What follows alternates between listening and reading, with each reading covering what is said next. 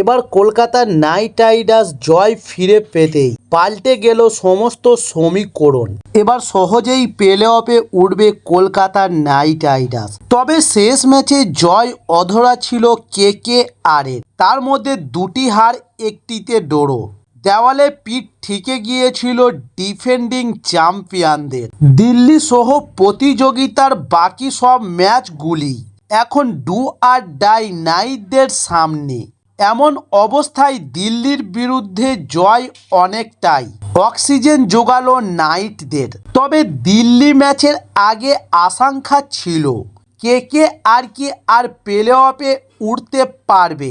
এরপরই দিল্লির বিরুদ্ধে ব্যাট ও বলে দুর্দান্ত পারফরমেন্স করে আইপিএল জয়ে ফিরল কলকাতা নাইট রাইডার্স। প্রথমে ব্যাট করে 204 রান করে নাইটরা 14 রানে ম্যাচ জিতে টিকে থাকলো কলকাতার প্লে অফে ওঠার সম্ভাবনা। তাই সাধারণ অঙ্কের বিচারে 16 পয়েন্ট পেলে সেই দলের প্লে অফে টিকিট পাকা হয়ে যায়। তাই সেই অঙ্ক ধরেই কেকেআর শেষ 4টি ম্যাচ জিতলে 17 পয়েন্টে পৌঁছাতে পারবে তারা। ফলে প্লে অফে পৌঁছে যাবে নাইটরা।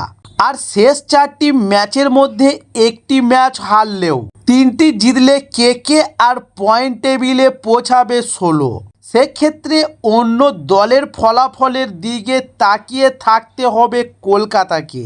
তবে পাঞ্জাবের বিরুদ্ধে 1 পয়েন্ট পাওয়াও কাজে দেবে নাইটদের। তবে কেকেআরের বাকি 4টি ম্যাচের মধ্যে 3টি রয়েছে লিগ টেবিলের একেবারে নিচে থাকা সিএসকে, রাজস্থান ও হায়দ্রাবাদের বিরুদ্ধে, যাদের হারানো খুব একটা সমস্যা হওয়ার কথা নয় কেকেআরের। এবং বাকি একটা ম্যাচ রয়েছে আরসিবির বিরুদ্ধে, যা চ্যালেঞ্জিং হতে পারে। তবে কেকেআরের প্লে অফে ওঠার সবচেয়ে সহজ অঙ্ক হলো বাকি 4টি ম্যাচ জয়।